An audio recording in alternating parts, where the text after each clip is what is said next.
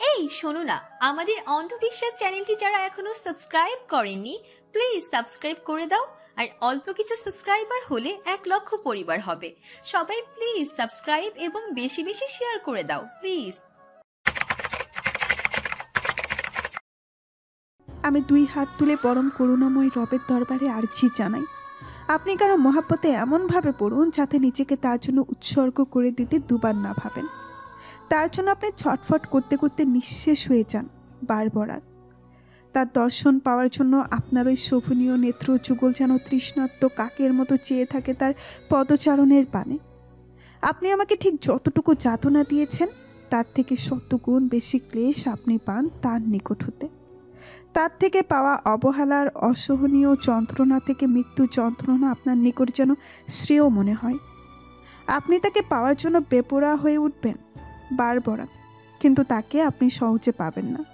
যখন আপনি ধুকে ধুকে নিঃশেষ হয়ে যাবেন সেই মানবিনীর জন্য, ঠিক তখনই আপনি তার অবাক্ত কাতরটাটুকু বুঝবেন। তাই এটা একজন মৃত্যু পথযাত্রীর বদ্ধ আপনাকে। আপনি আমাকে বাঁচতে দিলেন না। কি পাপ করেছিলাম আমি? শুধুমাত্র আপনাকে ভালোবেসেছিলাম। আমি জানি আমি আপনার অফিসের সামান্য কর্মচারী, তাই বামন হয়ে চন্দ্র ধরার স্বাদ ছিল না আমার কোনো ক্ষণে। আমি শুধুমাত্র আমার অবাক্ত অনুভূতিটুকু ব্যক্ত করতে চেয়েছিলাম আপনার মতো হৃদয়হীনের নিকট, কিন্তু আপনি আমাকে এইভাবে সবার সামনে হেনস্থা করবেন সেটা আমি কখনোই ভাবতে পারিনি। ভালোবাসা যদি পাপ হয় তবে সেই পাপটুকুই যেন আপনার মতো হৃদয়হীনের দ্বারাও সংঘটিত হয়। ভালোবাসার অনলে দগ্ন হয়ে ছাই হয়ে যাক আপনার ওই সুন্দর কায়া। নারীদের আপনি ঘৃণা তুচ্ছ তাচ্ছিল্য করেন, তাই না? একদিন এই সামান্য নারীর বিচরণ থাকবে আপনার রন্ধ্রে রন্ধ্রে। যে ভালোবাসার কথা আমার জবান থেকে শুনে আপনার কায়া ঘৃণায় রাগে জ্বলে উঠেছিল, একদিন এই ভালোবাসার কথা সামান্য এক নারীর মুখ থেকে শোনার জন্যই মরিয়া হয়ে উঠবেন আপনার ওই কঠোর হৃদয়। আমার হাতের সামান্য স্পর্শ লেগেছিল বলে আপনি আমাকে আঘাত করেছিলেন, তাই না? এমন একদিন আসবে সেই নারীর যাই ছোঁয়া আপনার সর্বকায়ায় কম্পনের সৃষ্টি করবে। তার সামান্য স্পর্শের জন্য উম্মতের ন্যায় ছটফট করবেন আপনি। আপনি এক নারীতে এমনভাবে আসক্ত হবেন যার থেকে চাইলেও মুক্তি মিলবে না আপনার। এই বদ্ধ আমি আপনাকে দিলাম, এই অভিশাপ আপনাকে দিলাম আমার ভালোবাসার মানুষ। আপনি যন্ত্রণা পান এটা যে আমি খুব করে চাইছি, জানেন তো? আপনার ক্লেশময় প্রণয় আমি দেখতে পাবো না বলে আমার খুব আফসোস হচ্ছে। আপনার ওই নেত্র যুগল হতে গড়িয়ে পড়া অশ্রুর ধারা দেখতে পাবো না বলেও খুব আফসোস হচ্ছে। থাক, আপনার এই পরিমাণ না হয় আমার নেত্রের অগোচরেই হোক। ভালো থাকবেন আমার স্বপ্নের পুরুষ, ভালো থাকবেন। বলতে বলতেই মেয়েটির দু চক্ষু হতে দুফোঁটা অশ্রুকণা গড়িয়ে পড়ার সাথে সাথে দান বেরোন্নয় ন্যায় থাকা 12তলা দালান হতে ঝাঁপিয়ে পড়ে নিজের জীবনের পরিসমাপ্তি টানল এক ভগ্ন হৃদয়ের ব্যর্থ প্রেমিকা। প্রতিটি মানুষ নীরব দর্শকের ন্যায় দাঁড়িয়ে পর্যবেক্ষণ করল সবটুকু। কেউ চেয়েও মেয়েটিকে বাঁচাতে পারেনি মৃত্যু নামক কঠিন সত্যের কবল থেকে। কিন্তু যার জন্য এত কাহিনীর সূত্রপাত তার মধ্যে কোনো ভাবান্তর দেখা গেল না। সে ছিল নির্বিকার এবং কঠোর হৃদয়হীন ন্যায় দাঁড়িয়ে। মেয়েটির বদদোয়ার তার মুখ ফুটে উঠল একটি ভয়ঙ্কর কুটিল হাসি। সেই ভয়ঙ্কর কুটিল হাসির রেখা টেনে তাচ্ছিল্যের স্বরে বলল, sorry dear, your curse will never come true because I have no heart. এই তাসওয়ার আবরার হাসিল কখনো কোনো নারীতে মগ্ন হবে না কোনো নারীতে আসক্ত। বলেই সে তার বিশ্বস্ত বন্ধু ও ডান হাত সাব্বিরকে উদ্দেশ্য করে বলল, Sabbir tells everyone to go back to their respective work places and deal with this situation. I need to go right now. বলেই হাচিল সেই স্থান থেকে প্রস্থান করল। হাচিলের যাওয়ার পানে তাকিয়ে একটা দীর্ঘশ্বাস ত্যাগ করে সাব্বির বলল, এই কঠোর হৃদয়ে পুরুষের মনে আদৌ কি কেউ জায়গা দখল করতে পারবে? বলেই সাব্বির নিজ কাজে ব্যস্ত হয়ে পড়ে। পরিচয় পর্বটা সেরে নেওয়া যাক। তাসওয়ার আবরার হাচিল বয়স 27, গায়ের রং উজ্জ্বল শ্যামবর্ণে, চোখের মণি দুটো নীলাব্র, মারাত্মক সুদর্শন একজন পুরুষ, যাকে দেখলে যে কোনো নারীর হৃদয় কিছু মুহূর্তের জন্য হলেও থমকে যাবে। শুধু তাই নয়, তিনি একজন স্বনামধন্য বিজনেসম্যান এবং অন্ধকার জগতের কিং অফ মাফিয়া, যার নামই যথেষ্ট মানুষের মনে ভয় কম্পনি সৃষ্টি করার। দয়াময় বলতে কিছুই নেই যার মনে। মানুষ খুন করতে যে দুবারও ভাবে না, সেই ব্যক্তি কি আদৌ কারোর মহাব্বতে পড়ে নিজের সর্বস্ব বিসর্জন দিতে প্রস্তুত হবে? এটা কি আদৌ সম্ভব? যদি সম্ভব হয় তবে কি সেই নারী যার জন্য এই হৃদয়হীন পুরুষের হৃদয়ে কোমলতা ছড়িয়ে পড়বে? কোথায় সে? গ্রামের নাম রূপনগর। নামের মতো বৈচিত্র্যময় নৈসর্গিক সৌন্দর্যে ভরপুর। চারিদিকে দৃশ্যমান সবুজ শ্যামলা গ্রাম আর মাঠ ভরা রয়েছে ধান, আর চারিদিকে রয়েছে নানা রকম গাছপালা। ফসলের মৃদু শব্দ আর সোনালি সূর্যে কারোর হৃদয়ে প্রশান্তি বয়ে আনে। সেই গ্রামের ছোট্ট এক কিশোরী কন্যা জাদুয়া জাহান স্কুল শেষে কেবল বাসায় ফিরেছে। তখনই হঠাৎ আকস্মিক ভাবে কেউ এসে সজোরে তার গালে ঠাস ঠাস করে দুটো চড় বসিয়ে দেয়। আকস্মিক হামলায় নিজেকে সামলাতে না পেরে পড়ে যায় মাটিতে। মাথা উঁচু করে তাকিয়ে দেখলো তার চাচি রাগান্বিত দৃষ্টিতে তাকিয়ে আছে তার পানে। জাদুয়া কিছু বুঝতে না পেরে চাচিকে প্রশ্ন করলো, চাচি কি হয়েছে? আপনি আমারে মারতেছেন কেন? আমার দোষ? জাদুয়াকে আর কিছু বলতে না দিয়ে চাচি তার চুলের মুঠি ধরে দাঁড় করিয়ে বলতে লাগলো, ওই সেমরি, এত দেরি করে আইলি যে স্কুল থেকে? আইসোস, ঘরের কামগুলা কি তোর মা এসে করবো? চাচির এহেন আচরণে ব্যথায় কুঁকড়িয়ে উঠল জাদুয়ার ছোট্ট কায়া ভাঙা ভাঙা ধ্বনিতে শুধালো, চাচি আজকে স্কুলে একটা পরীক্ষা ছিল, তাই আজকে একটু দেরি হয়ে গেছে আসতে। আর আমি তো সব কাজ কইরা রাখছি, শুধু দুপুরের রান্নাটা বাকি আছে। আমার মায়ের না, আমি এখনই সব রান্না কইরা ফলাইতেছি।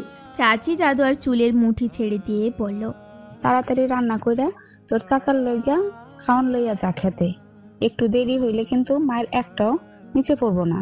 বলেই চাচি প্রস্থান করলো সেখান হতে। চাচির কথা শুনে কাঁদতে কাঁদতে রান্নাঘরে গিয়ে রান্না শুরু করে দেয় জাদিয়া। তখনই পেছন থেকে জাদুয়ার মাথায় হাত বুলিয়ে তাকে সান্ত্বনা দিতে থাকে তার দাদি। দাদিকে দেখেই শক্ত করে জাপটে ধরে উচ্চস্বরে কেঁদে উঠে জাদুয়া। কেঁদে কেঁদে দাদিকে প্রশ্ন করে, দাদি, চাচি সব সময় আমারে কেন মারে? আমার খুব কষ্ট হয়, আমার সহ্য হয় না চাচি মায়ের গুলা। দেখো সেদিনের মায়ের দাগগুলো এখনো যায় নাই। দাদিমা বাবা যখন মারা গেছে তখন আমারে একা রেখা কেন গেল? আমারে কি লইয়া গেলে হইতো না? আবার এই যন্ত্রণাগুলো কি কোনো দিনই যাইব না দাদি? জাদুয়ার কথা শুনে দাদি মুখে আঁচল দিয়ে কাঁদতে কাঁদতে বলল, বই, এগুলো তুই কি কস?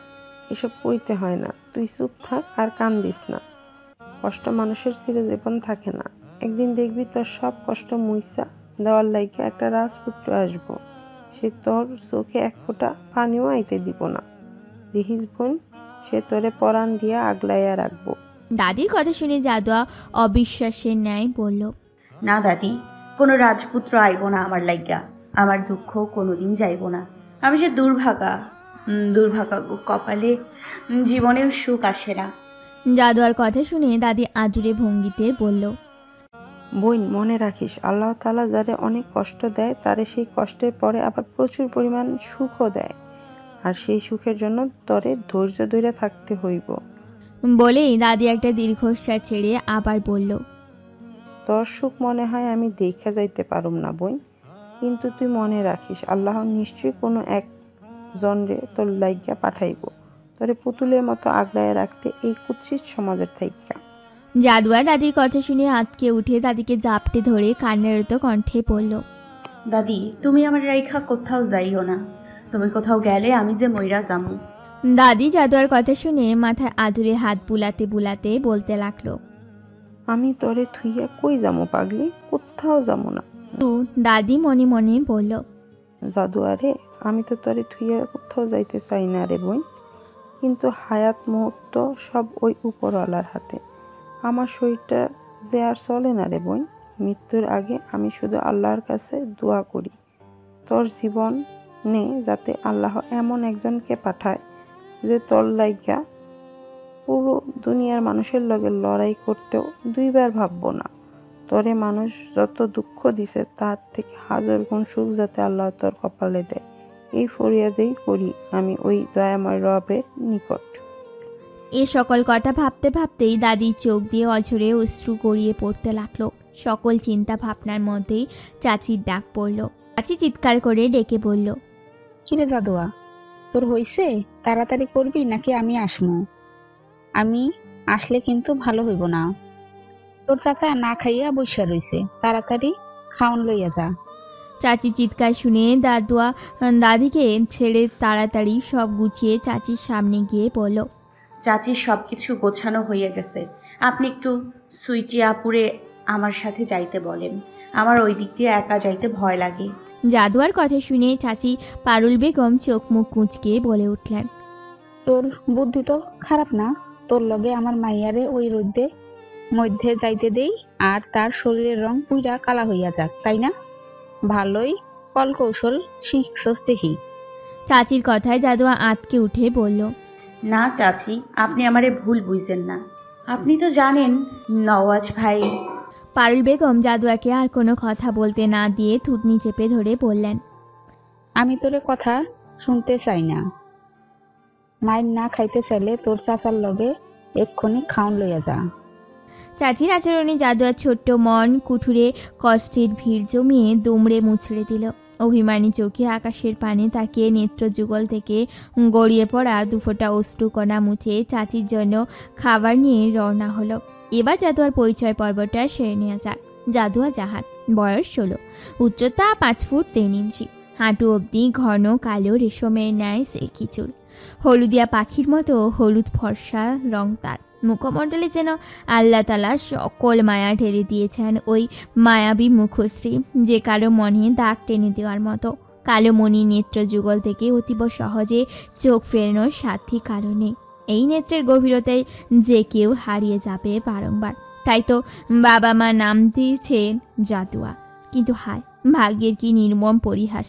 মাত্র 6 বছর বয়সে রহস্যজনকভাবে মৃত্যু হয় বাবা মায়ের। সেই থেকে শুরু হয় জাদুয়ার কষ্টের জীবন।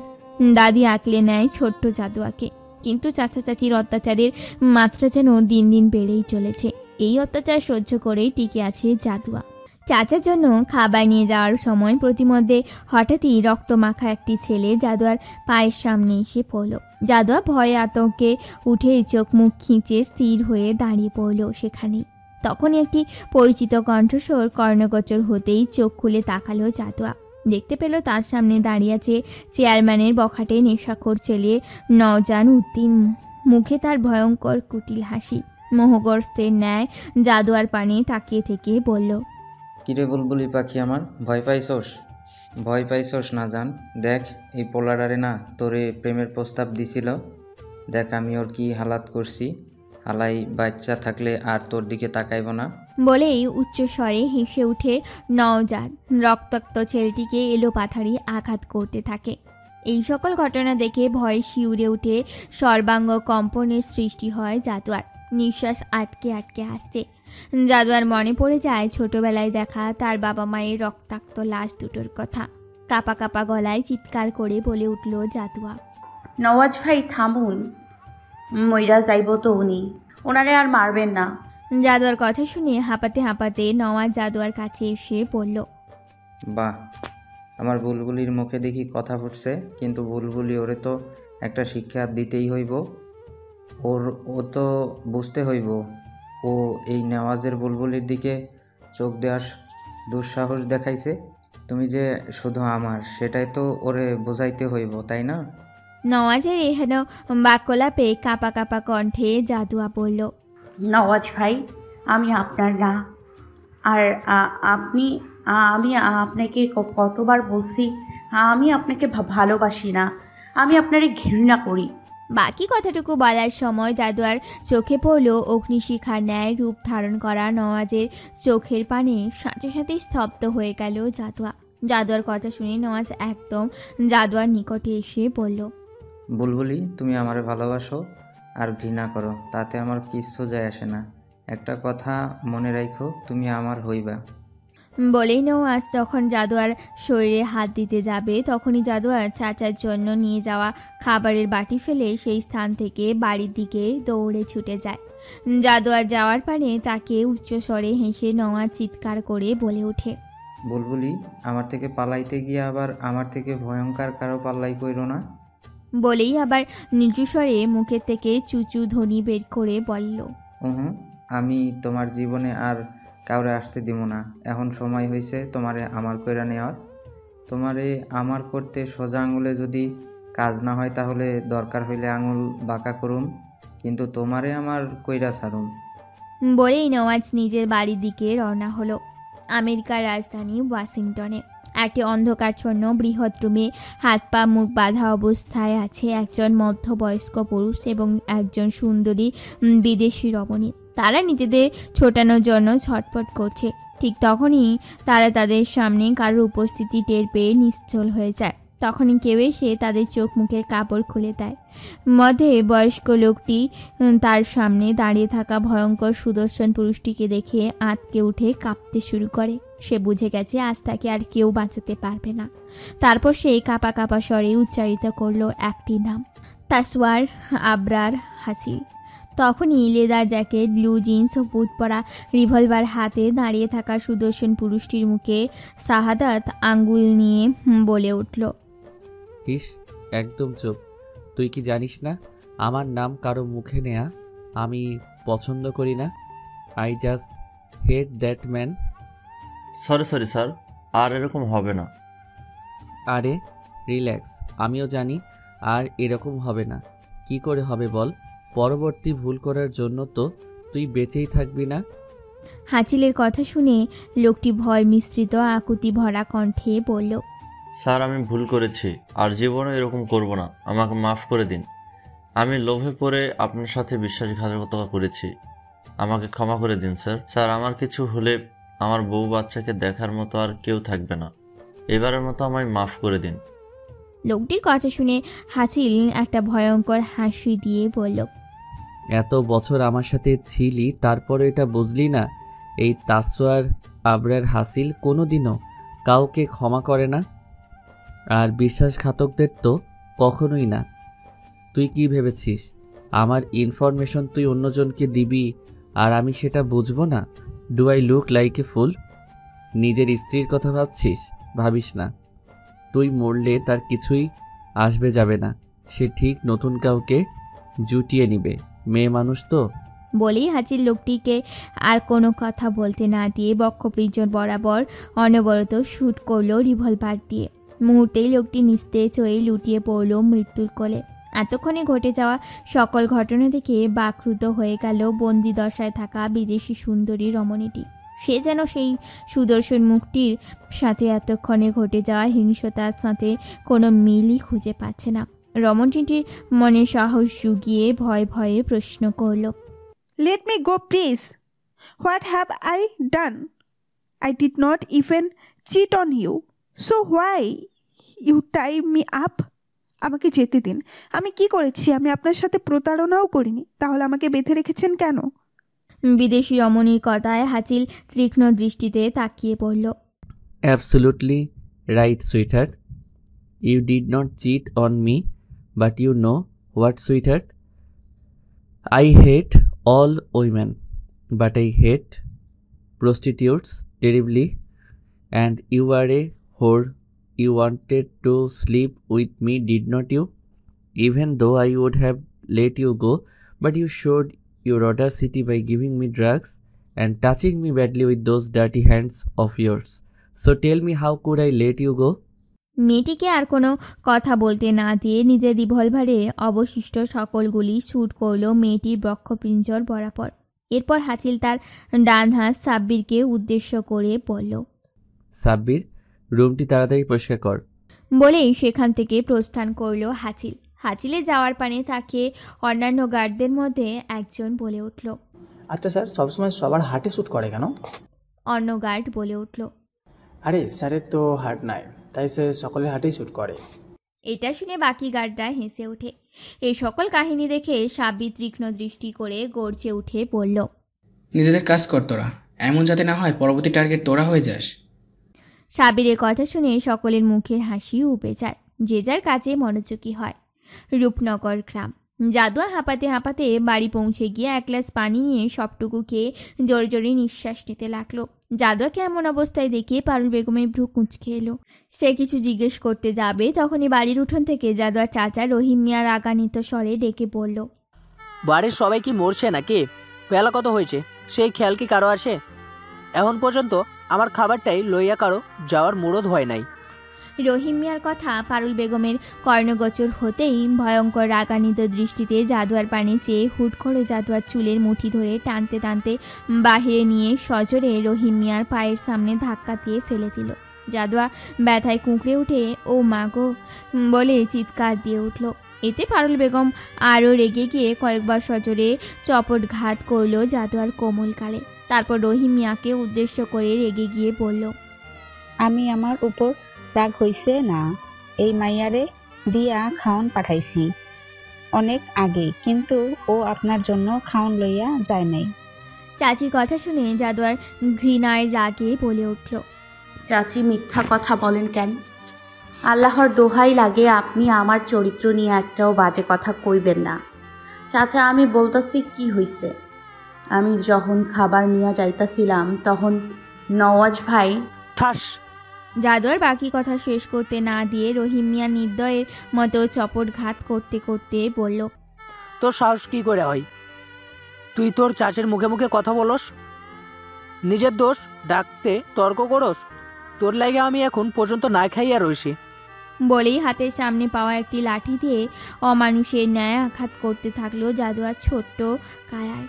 ব্যথা সহ্য করতে না পেরে জাদুয়া কান্নারত কণ্ঠে ডাকতে লাগলো দাদিকে, দাদি ও দাদি, আমারে বাঁচাও, আমার আর সহ্য হইতাছে না, আমারে বাঁচাও তুমি। জাদুয়ার করুণ কণ্ঠস্বর দাদির কর্ণগোচর হতেই ঠক ঠক আওয়াজে লাঠিতে ভর দিয়ে তড়িৎ গতিতে জাদুয়ার কাছে এসে চাপটে ধরে জাদুয়াকে রহিম মিয়াকে উদ্দেশ্য করে বলল, বাজান ও বাজান, মাইয়াডারে আর মারিস না, আর মারলে মাইয়াডা তো মইরা যাইব। মায়ের কথায় রহিম মিয়া বলল, আম্মা আপনি সরেন এইখান থাইকা। ও সাহস কেমনে হয় মুখে মুখে কথা কওয়ার? এখন মুখে মুখে কথা কওয়া শুরু করছে, কিছু না কইলে পরে আরও অনেক কিছু করব। আপনি সরেন ওর সামনে থাইকা। আমগো খাইয়া আমগো পয়রা আমগো লগেই জবাব চালাই ওরে তো আমি আজকে। রহিমিয়াকে বাকি কথা বলতে না দিয়ে দাদি রহিমা খাতুনকে বলল, ও তগরে খায় না, না তগর পরে ওর বাপ মার যে সম্পত্তি তোরা নিছস তার বিনিময়ে তোরা ওরে খাওয়াস। আমার মুখের জবান আর বাইর করিস না। আমু যদি বলা শুরু করি তোরা শুনতে পারবি তো? রহিমা খাতুনের এই রূপ দেখে রহিম মিয়া আর কোনো কথা না বাড়িয়ে বাড়ির ভিতর চলে গেল। এই সকল ঘটনা দেখে পারুল বেগম ফুঁসতে ফুঁসতে বলল, দেখবনে কয়েকদিন আলগাই রাখতে পারেন আপনার নাতনিরে। বলেই ক্রুদ্ধ পায়ে স্থান ত্যাগ করলেন পারুল বেগম। দাদি ক্রন্দনরত নাতনির পানে চাইলেন। নাতনির এখন হালাত দেখে মনে হলো তার কলিজাটা কেউ টেনে টেনে হিঁচড়ে বের করে দিচ্ছে। সে জাদুয়াকে কক্ষে নিয়ে খাটে শুইয়ে দিয়ে জাদুয়ার শরীরের কামিজটা পিঠের উপরেই উঠাতেই আঁতকে উঠে বললেন, হায় আল্লাহ, কি অবস্থা হয়েছে পিঠে, খুব ব্যথা করতেছে বই। জাদুয়া দাদির পানে ব্যথাতুর করুণ দৃষ্টিতে তাকিয়ে পড়ল। জি দাদি, অনেক ব্যথা করতেছে, আমি আর সহ্য করতে পারতাছি না। আমার ব্যথাটা তুমি একটু কমাইয়া দাও দাদি, আমার আর সহ্য হইতাছে না। নাতনির মুখে এহেন ব্যথাতুর বাক্য শুনে কান্নারত হাতে একটি মলম নিয়ে জাদুয়ার পাশে বসে আলতো হাতে ব্যথাতুর স্থানগুলোতে মলম লাগিয়ে প্রশ্ন করল, জাদুয়া আজকে কি হয়েছিল? তুই রহিমের লাইগা খাওন নিয়ে গিয়াও খাওন না দিয়া আইলি কেন? দাদির প্রশ্ন শুনে জাদুয়া দাদির পানে করুণ দৃষ্টিতে তাকিয়ে মনধান্যে ঘটে যাওয়ার সকল ঘটনা দাদিকে খুলে পড়ল।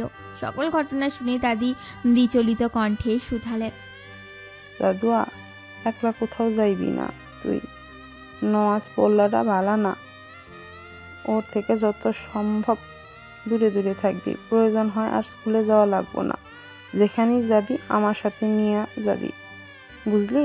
স্কুলে না যাওয়ার কথা শুনে দুঃখে ভরাক্রান্ত চোখে তাকিয়ে থেকে না যাওয়া সত্ত্বেও দাদির কথায় সম্মতি জানালো জাদুয়া। অন্যদিকে নওয়াজ বাড়ি পৌঁছে বাবাকে উদ্দেশ্য করে বললেন, বাবা, আমি বিয়া করতে চাই। ছেলের এহেন কথা চেয়ারম্যান সাহেবের শ্রবণ ইন্দ্রিয়তে পৌঁছতে তিনি তড়িৎ গতিতে শুধালেন, আরে বাহ, এটা তো ভালো খবর শুনাইলা বাবা। আমরাও তো এটাই চাই, তুমি সব আজে বাজে কাজ ছাইরা সংসার করো। তা মেয়েটা কে? তাড়াতাড়ি তার ঠিকানা দাও, আমরা বিয়ের প্রস্তাব পাঠাই। নওয়াজ বাবার কথা শুনে মুখে একটু লজ্জার রেখা টেনে পড়ল। বাবা, তুমি মায়াডারে চিনো? রহিম চাচার ভাইজি জাদুয়ারে আমি বিয়া করতে চাই। ছেলের কথা শুনে চেয়ারম্যান সাহেবের কাশি উঠে গেল। ঘং ঘং করে কাশতে সে বলল, বাবা, অতটুকু মায়ারে তুমি বিয়া করতে চাও? আর তাছাড়া রহিম মিয়া কি রাজি হইব এই বিয়ায়? কেন হইব না? আমি কি দেখতে খারাপ নাকি টাকা পয়সা কম আছে? ছেলের কথা শুনে চেয়ারম্যান সাহেব 32 পাটির দাঁত বের করে বলল, বাবা, তোমার সবই আছে, তাই তোমার চৈত্রের যে সুনাম আশেপাশে, তাতে কেউ মাইয়া দিব নাকি তাই তো আমার সন্দেহ আছে। বাবার এহেন বাক্য বলাপে নওয়াজ খেপে গিয়ে পড়ল, বাবা, আমি কিছু জানি না, আমি জাদুয়ারে চাই মানে চাই। আর ছেলে মানুষের এরকম একটু আধটু দোষ থাকেই। তুমি যে কোনোভাবে কয়দিনের মধ্যে জাদুয়ার লগে আমার বিয়ে ঠিক করো। রাজি হইলে হইব, না হইলে জোর কইরা করব। বলেই নওয়াজ স্থান ত্যাগ করলো। ছেলে যাওয়ার পানে তাকিয়ে আফসোস স্বরে চেয়ারম্যান সাহেব বিড়বিড়িয়ে বলল, ছেলে তো না জানো আগুনের গোলা। তারে কয়দিনের মধ্যেই বিয়া দিতে হইব। আরে বেটা, বিয়া কি হাতের মোয়া যে চাইলেই পাবি? তুই কি জানিস তোর মারে পড়াইতে গিয়া শ্বশুর মশাইয়ের দৌড়ানি খাইয়া কয়বার আমার লুঙ্গি খুলছে? এই কথা শর্মে তো কইতেও পারতেছি না, আর তুই আমার ছেলে হইয়া জোর করে বিয়ে করতে চাস? ছেলেটা কার মতো হয়েছে আল্লাহ মালুম। বলতেই চেয়ারম্যান সাহেবের সামনে এসে দাঁড়ালো তার স্ত্রী ফতেমা বেগম। ভ্রু কুঁচকে তিনি বললেন, কি সমস্যা, পাগল হয়ে গেছো নাকি? একা একা কি বিড়বিড় করতেছো? ফতেমা বেগমের ডাকে সম্বিত ফিরে পেল চেয়ারম্যান সাহেব। স্ত্রীর পানে চেয়ে আবারও বিড়বিড়িয়ে বলল, বুঝছি, ছেলে আমার কার মতো হয়েছে। মা কা বেটা সেবাইকে ঘোড়া, কুছ নেহি তো থোড়া থোড়া। আবারও কি বিড়বিড় করতেছো? হ্যাঁ, চমকে উঠে চেয়ারম্যান সাহেব আমতা আমতা করে ছেলের বলে যাওয়া সকল ঘটনা খুলে বললেন ফতেমা বেগমকে। ফতেমা বেগম শুনে খুশি হয়ে বললেন, এইটা তো খুব ভালো কথা। আমার ছেলে যখন ওই মাইয়ারা বিয়া করতে চাইছে, তখন ওই মাইয়াই আমার ছেলের বউ হইব। আর রাজি হইব না মানে? আমার ছেলের মতো ছেলে এই 10 গ্রাম ঘুরলেও কেউ পাইব নাকি?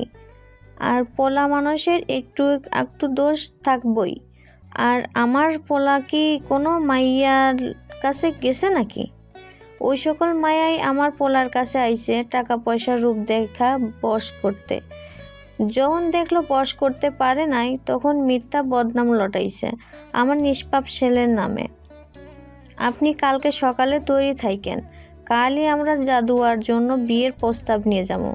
ফতেমা বেগমের কথা শুনে চেয়ারম্যান সাহেব মনে মনে বললেন, নিষ্পাপ? আমাদের ছেলে নিষ্পাপ? আমি বিশ্বাস করি না। ও যদি নিষ্পাপ হয় তাহলে মনে করুম বাঘেও ঘাস খায়। খালি নিজের পোলা দেখা ওর কলা কুকর্মগুলো ঢাকার চেষ্টা করি। অন্য কেউ হইলে এতদিনের জেলের ঘানি টানতো। সকল জল্পনা কল্পনার মধ্যেই ডাক পড়ল ফতেমা বেগমের। নিজের কল্পনায় ইতি টেনে তিনি ফতেমা বেগমকে জিজ্ঞেস করলেন, আচ্ছা, যদি রাজি না হয়? সেইটা আমি দেখা নিমু, আপনার চিন্তা করতে হইব না। রাত বা রাত্রি সময়ের একটি অংশ যা দিগন্তের সমান্তরাল থেকে সূর্য ডুবে যাওয়ার পর থেকে শুরু হয়। গোধূলি লগ্ন এবং ঈষৎ অন্ধকার হবার মাধ্যমে রাত তার আবির্ভাবের কথা বিশ্ববাসীকে জানান দেয়।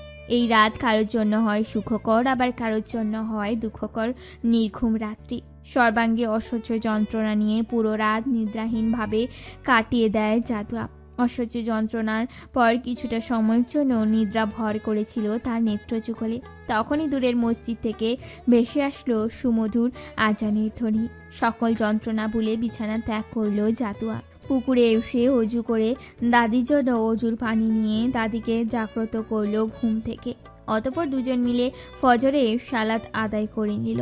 সালাত আদায়ের পর জাদুয়া গতকালে বাসি থালা বাসন নিয়ে ধৌত করতে গেল পুকুর পাড়ে। সেখানে গিয়ে দেখলো তার বান্ধবী খুশি মনমরা হয়ে বসে আছে। জাদু একটু অবাক হয়ে প্রশ্ন করল, কিরে খুশি, তুই এইভাবে এই জায়গায় বসে আসিস কেন? কি হয়েছে?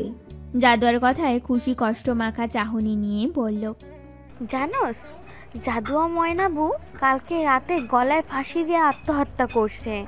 খুশির কথা শুনে জাদুয়া ভীতুগ্রস্ত হয়ে বলল, কি কস তুই?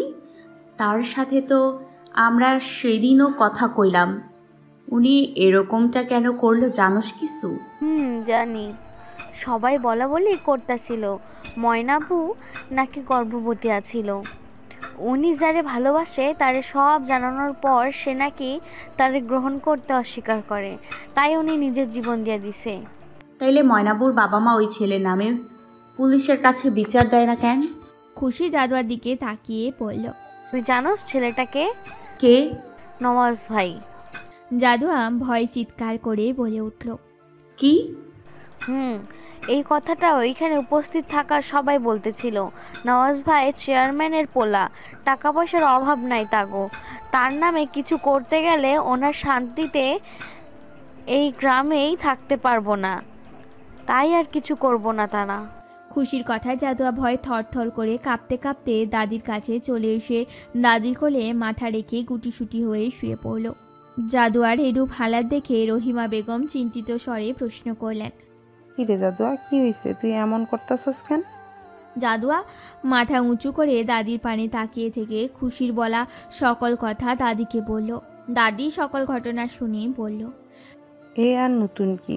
ও যে কত মেয়ের জীবন নষ্ট করছে তার কোনো ইয়ত্তা নাই। দাদির কথায় জাদুয়া অসহায় স্বরে বলল, দাদি, ময়নাবু তো জানতো নওয়াজ ভাই অনেক খারাপ, তারপরেও তিনি কেন ওনারে ভালোবাসতে গেলেন? জাদুয়ার কথায় দাদি একটা দীর্ঘশ্বাসের হাসি হেসে বলল, বোন রে, ভালোবাসা যে ভালো খারাপ দেখা হয় না। মন সে যে কারো নিয়ন্ত্রণে থাকে না। যদি মনের নিয়ন্ত্রণে রাখা যাইতো তাইলে দুনিয়াতে কোনো মানুষ ভুল মানুষরে ভালোবাসতো না। এই যেমন তোর মা কত বড় লোকের মাইয়া ছিল, কিন্তু দেখ ভালোবাসার কারণে এই কুড়ে ঘরে সব বিসর্জন দিয়া চইলা আসছিল। তুই তো জানোসই। জানি। আমার বাবার সাথে কারোর তুলনা হয় না। বাবা আমুরে অনেক ভালোবাসছিল, কিন্তু ভালোবাসা খুব খারাপ দাদি, আমি কাউরে ভালোবাসবো না। জাদুয়ার কথা শুনে মুচকি হাসি দিয়ে রহিমা খাতুন বললেন, ভালোবাসা খারাপ না, তাই প্রেম খারাপ। প্রেম করলে মানুষ নিজের অজান্তেই বড় বড় ভুল কইরা বসে। আর তুই ভালোবাসবি না কেন? বিয়ের পর অবশ্যই তুই তোর জামাইরে ভালোবাসবি। না দাদি, আমি কাউরে ভালোবাসবো না, আমার জামাইরেও না। বুঝছি। দেখা যাইব একদিন তুই নিজের থেকেও বেশি কাউরে ভালোবাসা বসে থাকবি। যা এখন কথা রাইখা কাজ কর গিয়া, আর তা না হইলে তোর শাশুড়ির চিৎকারে ঘরে থাকা যাইব না। দাদির কথা শুনে জাদুয়া তড়িৎ বেগে গিয়ে বাড়ির কাজে লেগে পড়ল। এরই মধ্যে রহিম মিয়া হন্তদন্ত হয়ে ঘরে এসে পারুলের বেগমের উদ্দেশ্যে বলল, আরে চেয়ারম্যান সাহেব আর উনার বউ আইছে, তাড়াতাড়ি উনাগো খাতির যত্নের ব্যবস্থা করো। রহিম মিয়ার কথা শুনে পারুল বেগম ভ্রুকুটি করে প্রশ্ন করল, ওনারা আবার কি মনে করে আমাগো বাড়িতে আইলো? চলো তো গিয়ে দেখি। সেখানে গিয়ে রহিম মিয়া ও পারুল বেগম জানতে পারলেন তারা নওয়াজের জন্য জাদুয়ার বিয়ের প্রস্তাব নিয়ে এসেছেন। এহেন কথা পারুল বেগমের কর্ণপাত হতেই তিনি নানা ধরনের অজুহাত দেখিয়ে বিয়েতে না সম্মতি জানাচ্ছিলেন। কি ভাবছেন নওয়াজ খারাপ ছেলে দেখে তিনি না করেছিলেন? একদমই না। তিনি ভাবলেন এতি মেয়ে হয়েও এত বড় পরিবারের বউ হবে জাদুয়া, তাতে তাদের কী লাভ, তাই তিনি অসম্মতি জানিয়েছিলেন বিয়েতে। কিন্তু কথার মোড় ঘুরালো তখন যখন ফতেমা বেগম বললেন, তোমরা যদি এই বিয়াতে রাজি হও তাহলে তোমাগরে আমি 5 লাখ টাকা দিমু, যা দিয়া তুমি তোমার মায়ারে ধুমধাম করে ভালো জায়গা বিয়া দিতে পারবা। তো এখন কও তোমরা রাজি এই বিয়াতে? এতগুলো টাকার কথা শুনে রহিম মিয়াও পারুল বেগম তৎক্ষণাৎ রাজি হয়ে গেলেন বিয়ের জন্য। কিন্তু রহিমা খাতুন সকল ঘটনা দেখে রাগে গর্জে উঠে বললেন, এই বিয়ে আমি কোনোদিনই হইতে দিব না। আপনাকে সাহস কেমনে হয় আপনার ওই দুশ্চরিত্র ছেলের লগে আমি আমার ফুলের মতো নিষ্পাপ নাতনির বিয়া দিব না? কি কইরা ভাবলেন আপনারা? আমি বাচ্চা থাকতে এই বিয়ে কোনোদিনও হইতে দিব না। রহিমা খাতুনের কথা শুনে ফতেমা বেগম পারুল বেগমের উদ্দেশ্যে বললেন, আপনারও কি এই কথা? শাশুড়ির দিকে তীক্ষ্ণ দৃষ্টিতে তাকিয়ে পারুল বেগম বললেন, আরে না আপা, আপনি বুড়া মানুষের কথা ধরেন না। উনি কইলেই হইব নাকি? ওনার কথায় কে গুরুত্ব দিব? আপনি নিশ্চিন্ত থাকেন, নওয়াজ বাবার লগেই বিয়ে হইব জাদুয়ার। আপনি শুধু টাকাটা ঠিকমতো দিলেই হইব। তাহলে ওই কথাই রইল, পরশুদিন অর্থাৎ শুক্রবারই আমরা জাদুয়ারে বউ হিসাবে ঘরে তুলব। রহিম মিয়া ও পারুল বেগম খুশিতে গদগদ হয়ে বলে উঠলেন, জি আমরা রাজি। চেয়ারম্যান সাহেবের বাড়ি থেকে বের হতেই রহিমা খাতুন ছেলে এবং ছেলের বউ সাথে নানা ধরনের তর্কে লিপ্ত হলো, কিন্তু এতে কোনো ফায়দা হলো না। তারা নিজেদের কথায় অনড়। নওয়াজের সাথে তারা জাদুয়ার বিয়ে দিয়েই ছাড়বে। রহিমা বেগম চেয়েও কিছু করতে পারলেন না। হতাশ হয়ে নিজের রুমে প্রবেশ করতেই দেখলেন খাটের উপর বসে জাদুয়া ভয়ে অনবরত কান্না করে চলেছে। জাদুয়াকে এমন অবস্থায় দেখে রহিমা খাতুন তড়িৎ গতিতে জাদুয়ার সম্মুখে এসে বুকের সাথে জাপটে ধরলেন। ভয়ে ভয়ে কান্না মিশ্রিত কণ্ঠে জাদুয়া দাদিকে বলল, দাদি, আমি এই বিয়ে করতে চাই না, তুমি কিছু একটা করো। আমি মইরা যামু, তারপরেও ওনারে বিয়ে করবো না।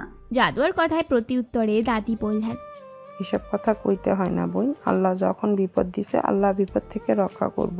তুই চিন্তা করিস না, আমি এই বিয়ে হইতে দিব না। বলে রহিমা খাতুন ভাবনার জগৎ বিচরণ করতে লাগলেন এবং মনে মনে আওড়ালেন কি করে তিনি জাদুয়াকে রক্ষা করবেন। কেটে গেল একটা দিন। আগামীকাল নওয়াজের সাথে জাদুয়ার বিয়ে।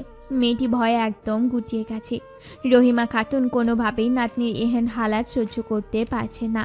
সময় যত ফুরাচ্ছে রহিমা খাতুনের চিন্তারা যেন দুমড়ে মুচড়ে শেষ করে দিচ্ছেন তাকে। কি করে বাঁচাবেন তিনি জাদুয়াকে?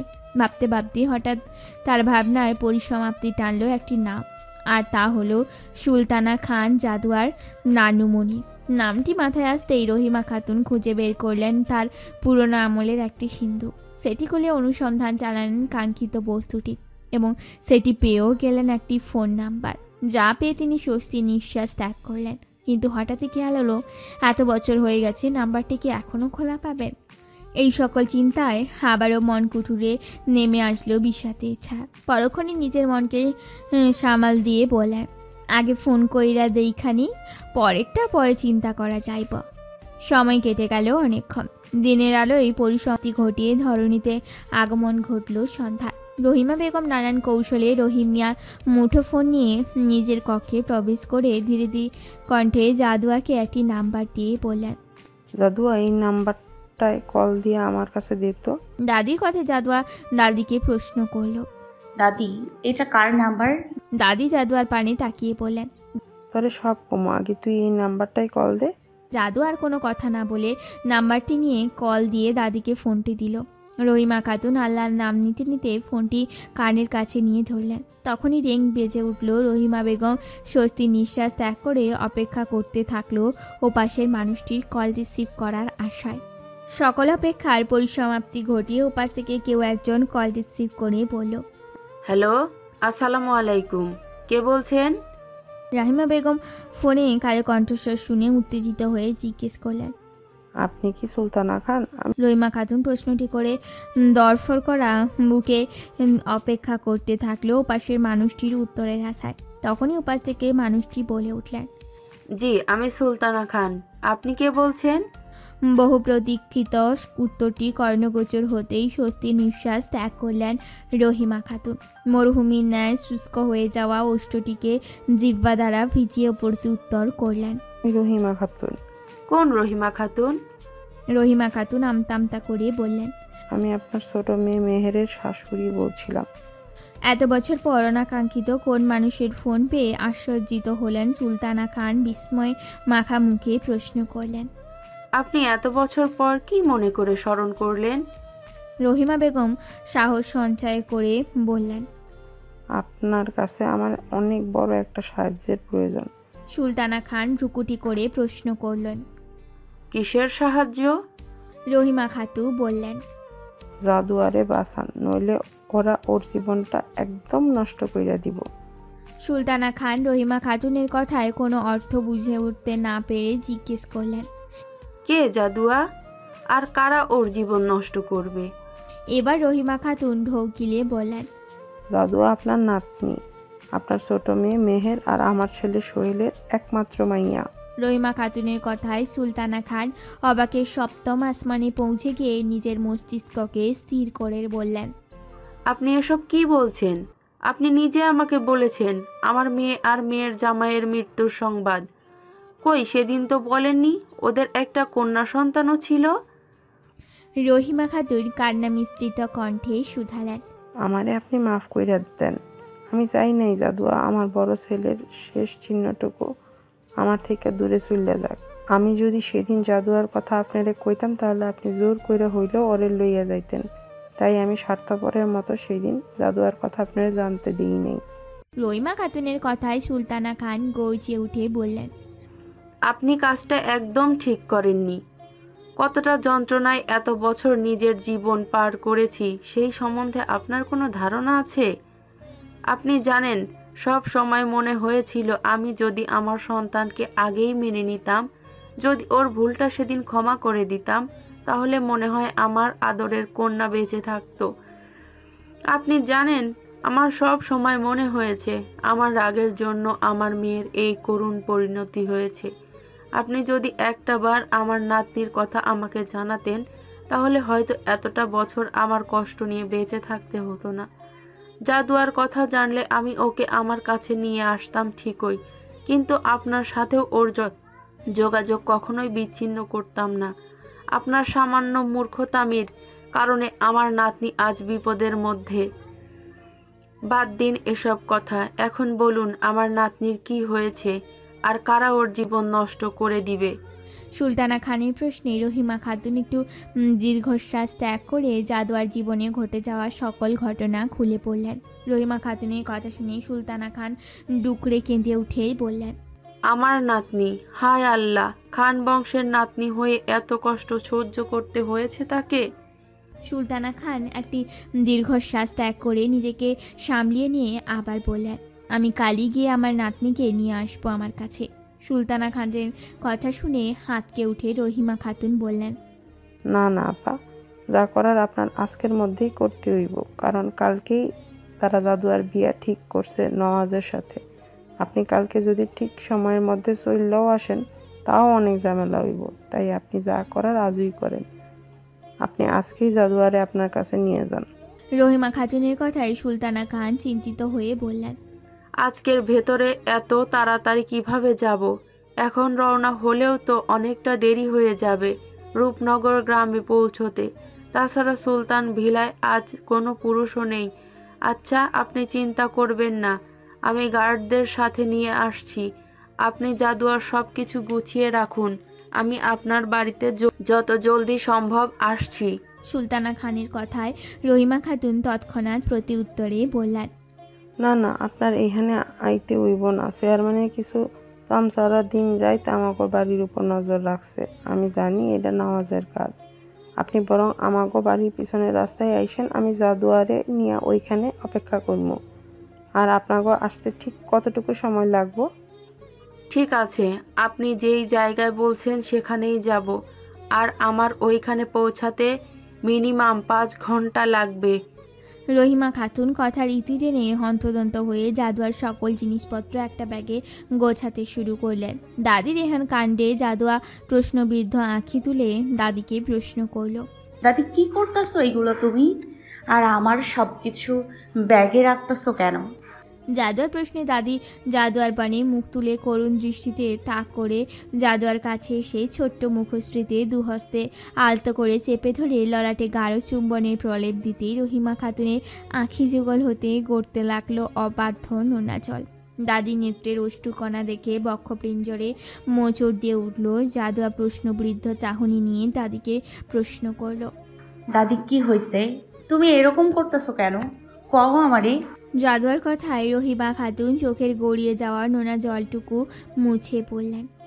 জাদুয়া বোন, আমি যা কইতেছি তা মনোযোগ দিয়ে শোন। তোর এই কষ্টের জীবনে পরিসমাপ্তি ঘটবে আজ থেকেই। মানে তোর নানু মনি তোরে নিতে আসতেছে।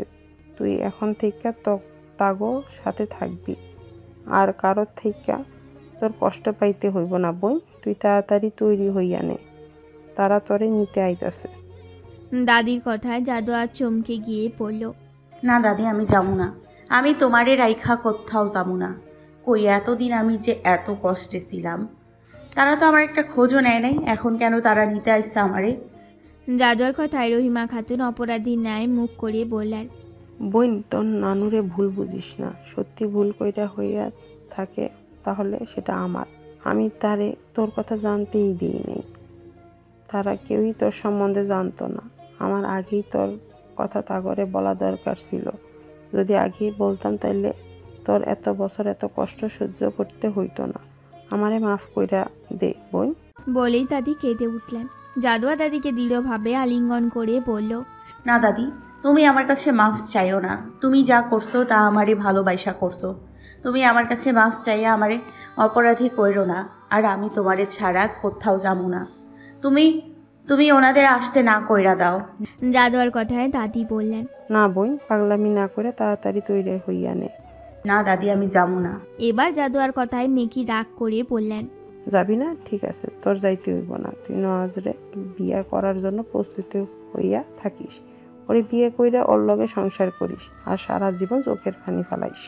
দাদির কথায় জাদুয়া ভয়ে ক্রন্দনরত অবস্থায় পড়ল। না দাদি, আমি নওয়াজ ভাইরে বিয়া করবো না। তুমি আর এরকম কথা কইও না। জাদুয়ার কথায় এবার দাদি জাদুয়ার নিকট এসে জাদুয়ার হস্ত দুখানা নিজ হস্তে মুষ্টিবদ্ধ করে বললেন, তাইলে আমি যা কইতেছি তা কর। তাড়াতাড়ি তোর প্রয়োজনীয় সব কিছু গুছাইয়া নে। কিন্তু দাদি, তুমি আমার কথা চিন্তা করিস না। বিপদে তুই আসস, আমি না।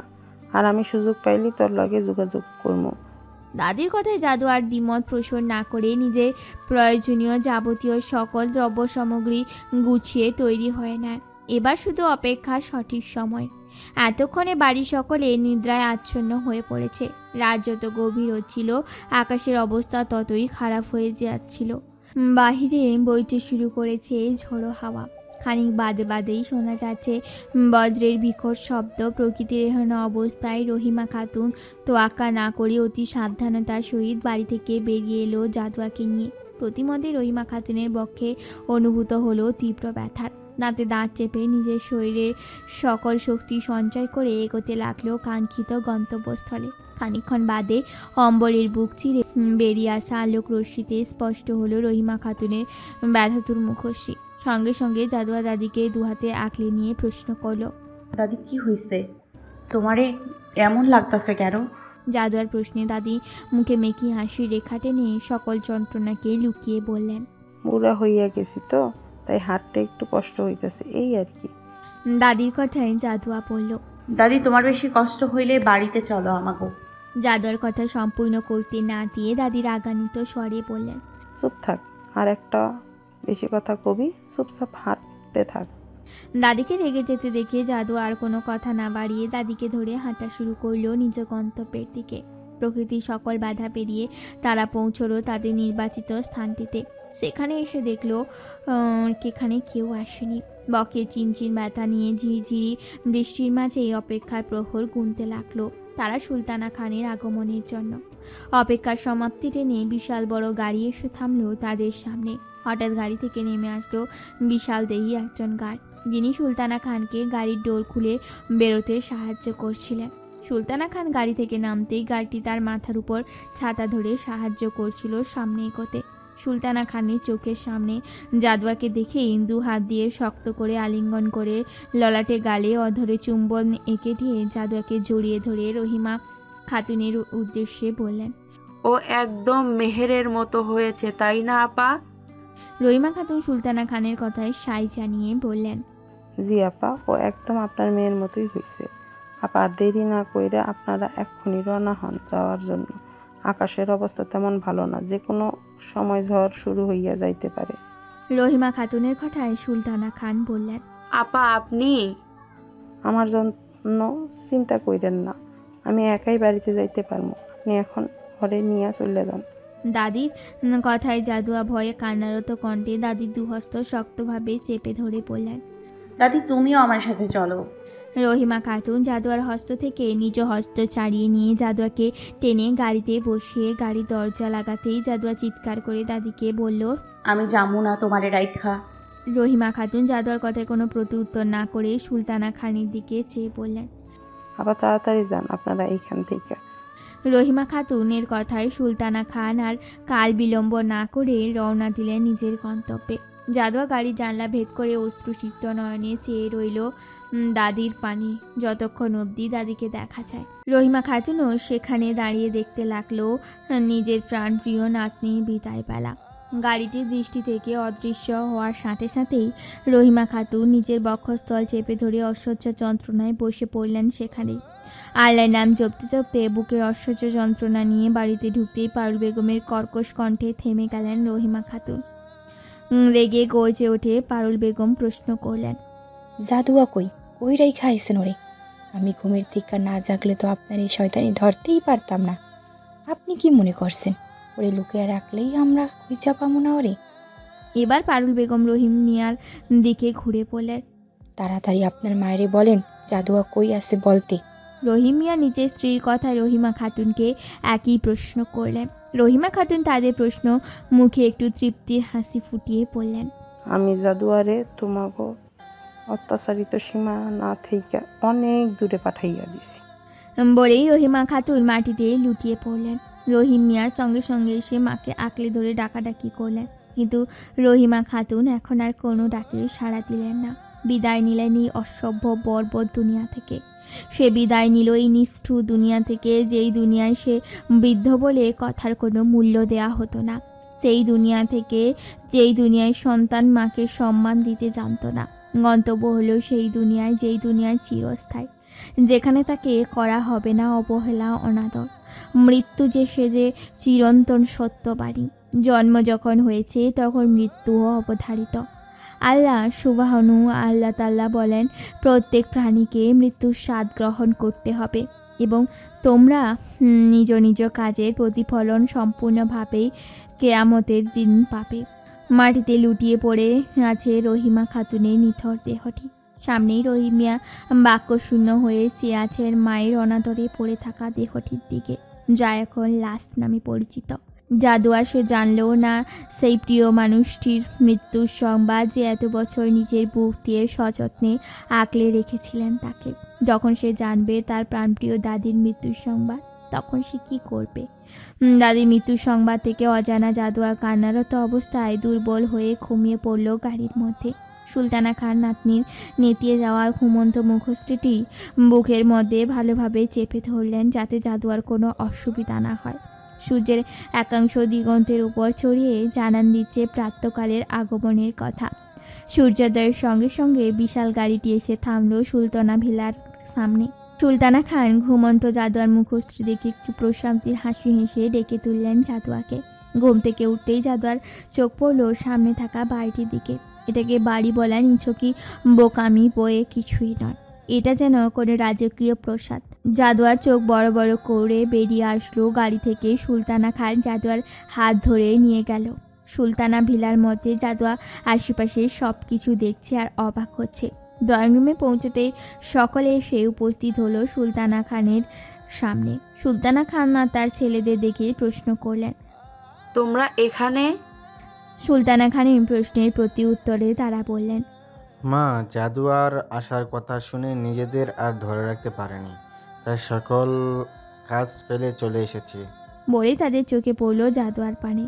জাদুয়া সকলকে দেখে সুলতানা খানের পেছনে গিয়ে তার শাড়ির আঁচলটা শক্তভাবে মুষ্টিবদ্ধ করে দাঁড়িয়ে পড়ল।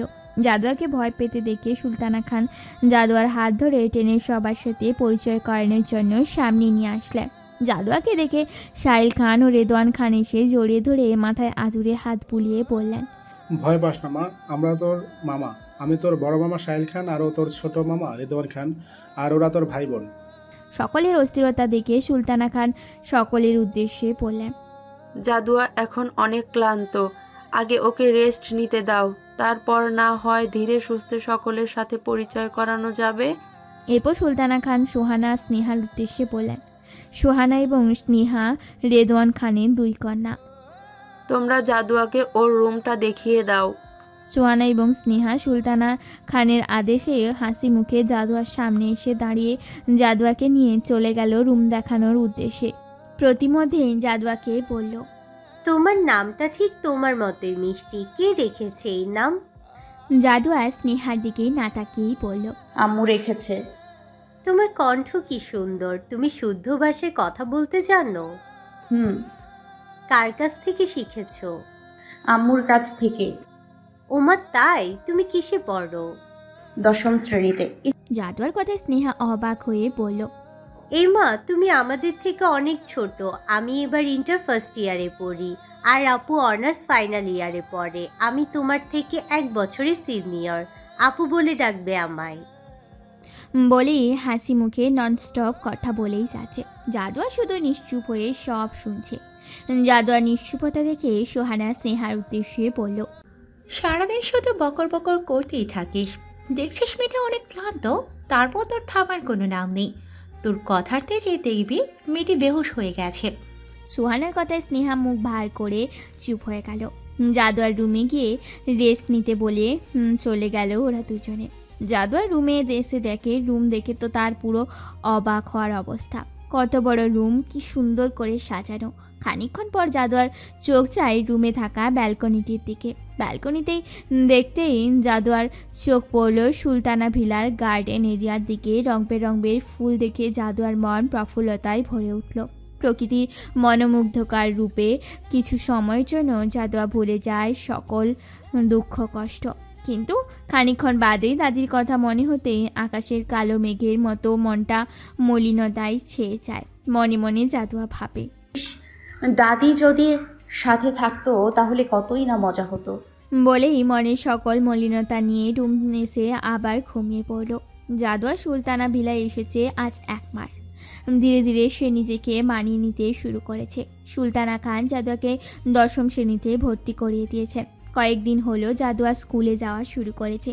খান বাড়ির নামটা প্রভাব প্রতিপত্তি যেহেতু প্রচুর, সেহেতু তাদের বেশি বেগ পোহাতে হয়নি জাদুয়া 10ম শ্রেণীতে ভর্তি করাতে। এই 1 মাসের মধ্যে জাদুয়া দাদির কোনো খবর পায়নি। দাদিও তার সাথে কোনো প্রকার যোগাযোগ করেনি। সেটা ভেবেই জাদুয়ার মন কুঠুরিতে জমা হয়েছে বিষণ্ণতায় কালো মেঘ। কিন্তু হায়, জাদুয়া তো জানেই না যার উপরে সে রাগ করছে তার অস্তিত্ব বিলীন হয়ে গেছে আজ প্রায় 1 মাস।